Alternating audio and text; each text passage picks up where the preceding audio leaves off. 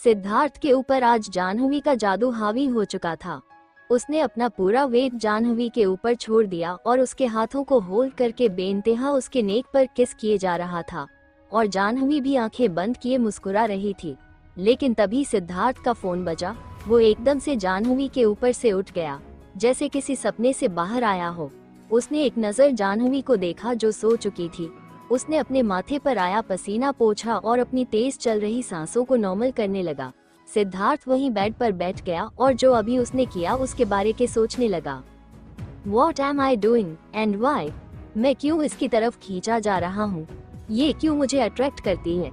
ये क्यों इतनी अट्रैक्टिव है? ये क्यों नहीं समझती कि मैं कोई साधु नहीं हूँ? क्यों इसे देखकर मैं कंट्रोल नहीं कर पाता? But enough is enough. Sit control yourself. You will not do that again.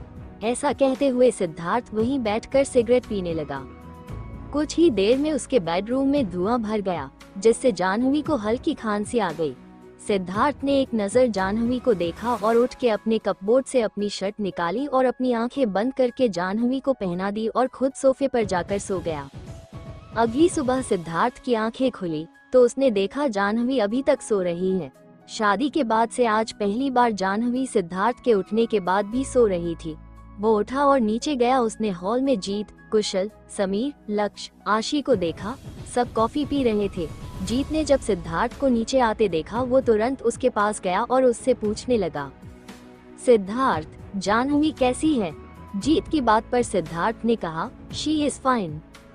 Siddharth इतना कहते ही जाने लगा। तभी जीत ने उसकी नेक पर बने नेल स्क्रैच देखे जो कल जाह्नवी ने उसे दिए थे। उन स्क्रैच को देख जीत के दिल में एक टीस उठी। उसने खुद को संभालते हुए कहा, सिद्धार्थ, क्या मैं एक बार जाह्नवी से मिल सकता हूँ? जीत की बात पर सिद्धार्थ ने बड़े ही एरोगेंट वे में कहा, हाँ, तुम मेरी वाइफ से मिल सकते हो, पर उसे उठाना मत। वो क्या है, वो रात भर सो नहीं पाई है। ऐसा कहते हुए सिद्धार्थ एक सस्पेंसफुल स्माइल करने लगा। सिद्धार्थ जब भी अपने दुश्मनों को हराता था तब वो ऐसे ही स्माइल करता था और आज भी उसने मेरी वाइफ सिर्फ और सिर्फ जीत को चिढ़ाने के लिए कहा था। सिद्धार्थ की बात सुनकर जीत नजरें झुकाए ऊपर की तरफ बढ़ गया। सोएगी तो तब ना, जब तुम उसे सोने दोगे। माय इनोसेंट गर्ल कितना दर्द सहती होगी। जीत यही सब मन में सोचता हुआ जाह्नवी के रूम में चला गया। रूम में जाकर जीत ने देखा कि जाह्नवी पूरे बेड पर फैलकर सो रही है। वो उसके पास जाकर बेड पर बैठ गया। उसने जाह्नवी को बड़े ध्यान से देखा। जाह्नवी ने सिद्धार्थ की शर्ट पहन रखी थी, जिसमें ऊपर के 2 बटन खुले होने की वजह से उसकी गर्दन दिख रही थी, जिस पर बाइट मार्क्स बने हुए थे। ये देखकर जीत ने अपनी नजरें झुका ली। उधर आशी, कुशल, करण, अर्जुन, समीर, लक्ष्य सब अपनी मस्ती में लगे थे। कुछ देर में जाह्नवी भी नीचे आ गई। वो भी उन सब के पास आए और बैठ गई। कुशल और आशी ने उसे देखा और बोले, जाह्नवी, आज हम सब वापस जा रहे हैं। उन सब की बातें सुनकर जाह्नवी का खिला हुए चेहरा एकदम से फीका पड़ गया। क्या? पर इतनी जल्दी? थोड़े दिन और रुक जाओ ना। तभी आशी बोली, नहीं जाह्नवी, पॉसिबल नहीं है ये। मम्मी का फोन था, बुला रही है मुझे। उसकी बात पर जाह्नवी की आंखें भीग गई। इतनी जल्दी जा रहे हो यारों? जाह्नवी की बात पर सब दुखी हो गए। तभी वहाँ सिद्धार्थ भी रेडी होकर आ गया। जीत, आशी, कुशल, करण, अर्जुन ने अपना लगेज लिया। तभी जाह्नवी, करण, अर्जुन के गले लग गई। मत जाओ भाई, यहीं रुक जाओ। करण अर्जुन ने भी भीगी आंखों से जाह्नवी को देखा और उसकी पीठ थपथपाते हुए कहा, फिर से आएंगे दीदी, मम्मी पापा के साथ। फिर जाह्नवी, आशी और कुशल के गले लग गई। कुशल ने भी उसे गले लगाते हुए कहा, रक्षाबंधन से पहले घर आ जाओ, नहीं तो राखी पर गिफ्ट नहीं दूंगा तुझे। कुशल की भी आंखें भीगी हुई थी। उसकी बात पर जाह्नवी आंसू पोंछते हुए हंसने लगी। हाँ पागल, इस बार अपने हाथ से स्वीट्स बना के लाऊंगी तेरे लिए। सिद्धार्थ भी उन दोनों की बात सुन रहा था। उसे वैसे कुशल से भी जाह्नवी का मिलना जुलना ज्यादा पसंद नहीं था, पर आज जाह्नवी और कुशल की बात सुनकर उसे अब उससे ज्यादा दिक्कत नहीं थी। वो इतना तो समझ गया था कि जाह्नवी और कुशल दोस्त के साथ साथ भाई बहन भी हैं। कुशल के कोई भाई या बहन नहीं थे, इसीलिए आशी और जाह्नवी ही उसे राखी बांधती थी। जाह्नवी जैसे ही जीत के पास जाने को हुई वैसे ही सिद्धार्थ ने आगे आकर उसका हाथ पकड़ लिया। जीत, आशी, कुशल, समीर और लक्ष्य इन 2 दिनों में ये समझ चुके थे कि सिद्धार्थ जीत से जेलस फील करता है। उसे जाह्नवी का जीत के पास जाना पसंद नहीं है। लेकिन जाह्नवी सिद्धार्थ को सवालिया नजरों से देख रही थी। उसने एक झटके से सिद्धार्थ से अपना हाथ छुड़ाया और भागकर जीत के गले लग गई। जीत ने एक नजर सिद्धार्थ को देखा, जो उसे ही खा जाने वाली नजरों से घूर रहा था। इस वक्त समीर भी सिद्धार्थ के फेस पर जेलेसी और गुस्सा साफ साफ देख सकता था। जीत जाह्नवी का सर सहला रहा था। बस अब चुप, हम जल्दी मिलेंगे। नहीं जीत, मत जाओ ना, जाह्नवी ने सिसकते हुए उसकी आंखों में देखकर कहा। जीत ने उसके आंसू पोंछे और बोला, देखो अगर तुम ऐसे रोओगी तो मैं तुमसे मिलने नहीं आऊंगा। उसकी बात पर जाह्नवी उसके सीने में अपना सर छुपाकर रोने लगी। जीत ने भी और कसकर अपने सीने से लगा लिया और उसके सर को सहलाने लगा। सिद्धार्थ से अब ये और बर्दाश्त नहीं हो रहा था। वो उनके पास गया और जाह्नवी का हाथ पकड़कर अपनी तरफ खींच लिया और उसके सर को अपने सीने में छुपा लिया। जाह्नवी अभी भी रो रही थी। चुप, अब रोना नहीं, हम बहुत जल्द दिल्ली जाएंगे, तो फिर सबसे मिल लेना, ओके। सिद्धार्थ की बात पर जाह्नवी ने सिसकते हुए हाँ में सर हिला दिया। सिद्धार्थ ने कुशल को आंखों से इशारा किया तो वो सब अपना लगेज लेकर बाहर चले गए। सिद्धार्थ जाह्नवी को अपने सीने में छुपाए ही अपने रूम में ले जाने लगा। सिद्धार्थ को जाते देख लक्ष्य ने समीर से कहा, समीर सर, बॉस काफी बदल गए हैं ना। जो आज तक किसी से सीधे मुंह बात नहीं करते थे, वो आज मिस को बच्चों की तरह चुप करा रहे थे। उसकी बात पर समीर ने मुस्कुराते हुए कहा, हाँ लक्ष्य, हमारे डेविल को प्यार हो गया है, पर उसका ईगो उसे ये मानने नहीं दे रहा। उधर जाह्नवी बेड पर बैठी रो रही थी। सिद्धार्थ ने उसे पानी पिलाया और सोचने लगा, ऐसा क्या है उस लड़के के पास जो ये इतना रो रही है उसके लिए। जाह्नवी चुप हो जाओ, देखो अगर तुम अब रोई ना तो ना मैं तुम्हें दिल्ली लेकर जाऊंगा और ना ही उन्हें यहाँ आने दूंगा। उसकी बात पर जाह्नवी सिसकते हुए बोली, अब नहीं रोऊंगी, सच्ची। उसकी बात पर सिद्धार्थ ने हाँ में सर हिला दिया। अच्छा अब तुम रेस्ट करो, मैं ऑफिस जा रहा हूँ। उसकी बात पर जाह्नवी फिर से रोने लगी। सिद्धार्थ ने उसे कंफ्यूज नजरों से देखा और पूछा, अब क्यों रो रही हो? सब मुझे छोड़ के चले गए, अब आप ही जा रहे हो और आप तो आते भी कितना लेट हो। इतने बड़े घर में मुझे अकेला रहना पड़ता है। जाह्नवी की बात सुनकर सिद्धार्थ के फेस पर एक मुस्कान आ गई।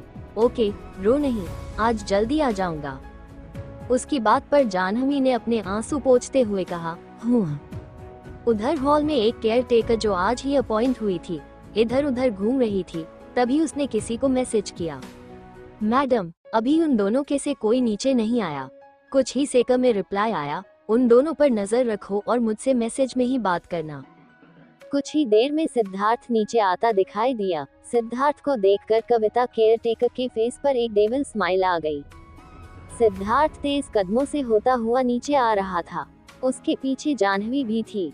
सिद्धार्थ ने जैसे ही 5 स्टेयर पर पैर रखा, अचानक उसका बैलेंस बिगड़ गया और वो एकदम से नीचे गिरने लगा। सिद्धार्थ को गिरता देख तो जाह्नवी के होश ही उड़ गए। उसकी एकदम से चीख निकल गई, सिद्धार्थ। सिद्धार्थ अब तक फ्लोर पर गिर चुका था। उसके सर के पीछे से ब्लड आ रहा था। जाह्नवी भागती हुई नीचे आई। उसने जैसे ही देखा कि सिद्धार्थ के सर से खून बह रहे हैं और वो सर पकड़कर लेटा हुआ था, जाह्नवी ने जाते ही सिद्धार्थ के गालों को थपथपाया, सिद्धार्थ आंखें खोलो सिद्धार्थ। जाह्नवी की आंखों से लगातार आंसू बहने लगे। हे शिव, अब मैं क्या करूं? जाह्नवी ने सिद्धार्थ का सर अपनी गोद में रखा था। उसने रोते हुए सिद्धार्थ को उठाने की कोशिश की। नहीं, कुछ नहीं होने दूंगी, मैं आपको कुछ नहीं होने दूंगी। उसने अपना दुपट्टा उतारा और सिद्धार्थ को उसके कंधों से उठाया और अपना दुपट्टा उसके सर पर बांध दिया। हिम्मत रखिए, उठिए सिद्धार्थ। जाह्नवी मेरी आर्म्स पेन कर रही है, सिद्धार्थ ने करहाते हुए कहा। हाँ, हम अभी हॉस्पिटल चल रहे हैं। ऐसा कहते हुए जाह्नवी सिद्धार्थ को उठाने लगी, पर जाह्नवी के लिए ये बहुत मुश्किल था। जाह्नवी कहाँ एक बच्ची और सिद्धार्थ एक बॉडी बिल्डर जैसी बॉडी वाला आदमी, लेकिन जाह्नवी ने अपनी पूरी जान लगाकर सिद्धार्थ को खड़ा किया और अपने कंधों का सहारा देकर उसे बाहर ले जाने लगी। वो एकदम से चिल्लाई, कमल भैया, जल्दी से कार निकालिए।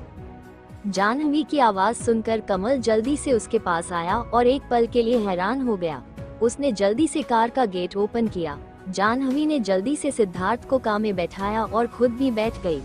सिद्धार्थ का सिर जानहवी के सीने पर था। उसे दर्द हो रहा था, पर वो अपने दर्द को अपने फेस पर जाहिर नहीं होने दे रहा था। उसके सर से काफी खून भी बह गया था। उसके सर पर बंधा जानहवी का दुपट्टा भी उसके खून से भीग चुका था। जानहवी ने उसके सर को अपने हाथों दबा रखा था। उसकी आंखों से आंसू गिर रहे थे। सिद्धार्थ ने चाहे जानहवी के साथ कैसा भी बर्ताव किया था, उसे कितने ही दर्द दिए थे, पर जानहवी बहुत ज्यादा सॉफ्ट हार्टेड थी। उसके काइंड नेचर की वजह से उसे अपने दुश्मनों पर भी तरस आ जाता था। तो सिद्धार्थ तो उसका पति था, उसे वो कैसे दर्द में देख सकती थी। जानहवी ने रोते हुए ड्राइवर से कहा, भैया जल्दी समीर को फोन करिए। ड्राइवर जो फुल स्पीड में ड्राइव कर रहा था, उसने फोन अनलॉक करके जानहवी को दिया। जानहवी ने अपने कांपते हाथ से समीर को फोन पकड़ा। कुछ रिंग के बाद ही समीर ने फोन पिक किया। समीर, तुम जल्दी से सिद्धार्थ के हॉस्पिटल आ जाओ, सिद्धार्थ को बहुत चोट लग गई है, वो सीढ़ियों से गिर गया था, जल्दी आना समीर। इतना कहकर जानहवी ने फोन कमल को दे दिया और सिद्धार्थ का सर पीछे से दबा दिया। सिद्धार्थ का ब्लड जानहवी के सीने पर भी लग चुका था। उसका कुर्ता भी भीग चुका था। उधर समीर ने अनुभव और साहिल को फोन करके सब बता दिया था। आराधना जी और साहिल घर से निकल चुके थे और अनुभव और आरती भी हॉस्पिटल के लिए निकल गए थे। उधर हॉस्पिटल में सिद्धार्थ को इमरजेंसी वार्ड में ले जाया जा रहा था। जानहवी ने कसकर सिद्धार्थ का हाथ पकड़ रखा था। कुछ नहीं होगा आपको सिद्धार्थ, बस आंखें बंद मत करिए, कुछ नहीं होगा आपको। तभी डॉक्टर्स ने जानहवी को ओटी के बाहर ही रुकने को कहा और सिद्धार्थ को लेकर रूम में चले गए। जानहवी रोती हुई वहीं पास में लगी चेयर पर बैठ गई। उसकी आंखों से आंसू रुक ही नहीं रहे थे। तभी वहां समीर और लक्ष्य भी पहुंचे। उन्होंने देखा जानहवी गुमसुम सी बैठी अपने हाथों को देखते हुए रो रही है। उसके कपड़ों, गले, कंधों हर जगह ब्लड लगा हुआ था। समीर भागते हुए उसके पास गया और उसके पास बैठते हुए उसके कंधों पर हाथ रखा। जानहवी ने एक नजर उसको देखा और सिसकते हुए बोली, समीर, सिद्धार्थ को बहुत चोट लगी है, बहुत ब्लड भी निकल गया है, उसे कितना दर्द हो रहा होगा। ये सब बोलते हुए जानहवी बिलक बिलक कर रोने लगी। उसको ऐसे रोता देख समीर की भी आंखों में नमी आ गई। उसने जानहवी के शांत करने के लिए अपने कंधों पर उसका सर रखा और उसके सर को सहलाते हुए शांत करने लगा। कुछ नहीं होगा सिद्धार्थ को, चुप हो जाओ, वो ठीक है जानहवी, उसे कुछ नहीं होगा, तुम हिम्मत रखो, तुम्हें सिद्धार्थ का ख्याल रखना है ना, चुप ऐसे रोते नहीं। इतने में वहाँ साहिल और आराधना जी भी आ गए थे। उनके पीछे अनुभव और आरती भी थे। आराधना जी ने जब जानहवी को खून से सना बिलक बिलक कर रोते देखा तो उनका तो जैसे दिल ही हाथ में आ गया। वो भागकर उसके पास गई तो जानहवी जल्दी से उनके गले लग गई। तभी समीर ने कहा, मॉम जानहवी को संभालिए, ये काफी देर से रो रही हैं। समीर भी आराधना जी को मॉम ही कहता था। समीर की बात पर आराधना जी ने जानहवी की पीठ को सहलाते हुए उसे चुप हिम्मत देने लगी। उनकी आंखें भी इस समय भीगी हुई थी। बस ऐसे नहीं रोते बच्चे, सिद्धार्थ को कुछ नहीं हुआ है और तुमने कहा था ना तुम्हारे होते सिद्धार्थ को कुछ नहीं होगा, देखना वो जल्दी ठीक हो जाएगा। अनुभव, साहिल और आरती भी जानहवी की हालत देखकर काफी दुखी हो गए थे। कुछ ही देर में डॉक्टर ओटी से निकले। जानहवी तुरंत उनके पास गई और बोली, सिद्धार्थ कैसे हैं? क्या मैं उन्हें देख सकती हूँ? जानहवी की बात सुनकर डॉक्टर कुछ पलों के लिए उसे देखने लगे। एक पल के लिए उन्होंने अपनी नजरें झुका ली और अनुभव से बोले, मिस्टर भारद्वाज आप मेरे कैबिन में आइए।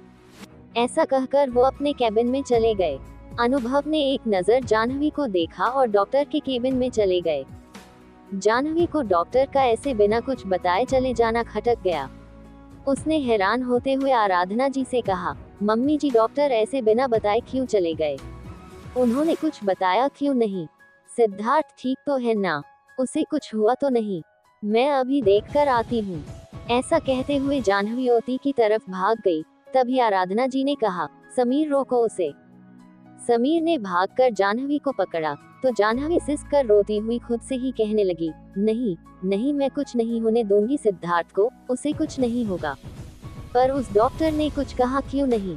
नहीं, मैं सिद्धार्थ से मिलकर आऊंगी, उसे बहुत दर्द हो रहा होगा। ऐसा कहकर जानहवी छटपटाने लगी। छोड़ो मुझे समीर, छोड़ो मुझे सिद्धार्थ के पास जाने दो, उसे बहुत दर्द हो रहा होगा। समीर से भी जाह्नवी की ऐसी हालत देख नहीं जा रही थी। छोड़ दो मुझे जाने दो, मुझे सिद्धार्थ के पास जाने दो। ऐसा कहते हुए जाह्नवी समीर के कंधे पर सर रखकर रोने लगी। इस वक्त सबकी आंखों में आंसू थे। समीर के लिए भी अब जाह्नवी को संभालना मुश्किल रहा था। उधर अनुभव डॉक्टर के सामने बैठे थे। कुछ पल की खामोशी को तोड़ते हुए अनुभव ने कहा, क्या बात है डॉक्टर? अनुभव की बात पर डॉक्टर ने कहा, देखिए मिस्टर भारद्वाज, सीढ़ियों से गिरने की वजह से बॉस के राइट हैंड की मसल्स में हल्का फ्रैक्चर हो गया है, पर ब्लड का काफी लॉस हुआ है। उनके सर पर लगी चोट काफी गहरी है और वो चोट किसी नुकीली चीज से लगी है। अगर उनको हॉस्पिटल लाने में आधे घंटे की देरी होती तो वो कोमा में भी जा सकते थे, पर अब वो खतरे से बाहर हैं। लेकिन क्या डॉक्टर? मिस्टर भारद्वाज, बॉस अब खतरे से तो बाहर हैं, पर होश में आने के बाद शायद वो अपनी याददाश्त खो सकते हैं और उनके लिए किसी भी तरह का स्ट्रेस ठीक नहीं है। क्या? अनुभव ने शॉक्ड होकर कहा, ज्यादा परेशान होने की जरूरत नहीं है मिस्टर भारद्वाज, याददाश्त जाने के चांसेस 50% ही हैं। मैं उम्मीद करता हूँ कि याददाश्त ना जाए। उधर जाह्नवी आराधना जी के कंधे पर सर रखी गुमसुम बैठी थी। तभी अनुभव केबिन से बाहर आए। उनको देखकर साहिल और समीर उनके पास गए और बोले, क्या हुआ भैया? क्या कहा डॉक्टर ने? साहिल की बात पर अनुभव ने डॉक्टर की कही सारी बातें उन्हें बता दी और धीरे कदमों से आराधना जी के पास गए और बोले, माँ, मुझे आपसे और जाह्नवी से कुछ बातें करनी हैं। बोलो अनुभव, आराधना जी ने कहा। जाह्नवी भी अपनी आंखों में खालीपन लिए अनुभव को देख रही थी। माँ, सिद्धार्थ अब ठीक है, बस उसके राइट हैंड की मसल्स में हल्का फ्रैक्चर है जो 3 दिन में ठीक हो जाएगा, पर उसके सर की चोट गहरी है। जाह्नवी, जैसे तुमने सिद्धार्थ को अकेले हॉस्पिटल लाके बहुत बड़ी हिम्मत दिखाई है, उसी तरह आगे तुम्हें सिद्धार्थ को संभालना है, क्योंकि होश में आने के बाद उसकी मेमोरी लॉस होने के 50% चांसेस हैं। क्या रिएक्शन होगा जाह्नवी का सिद्धार्थ की हालत के बारे में सुनकर? क्या सिद्धार्थ की मेमोरी लॉस होगी? और क्या करेगी जाह्नवी सिद्धार्थ की मेमोरी लॉस होने के बाद? जानने के लिए सुनते रहिए माय क्रूल हस्बैंड।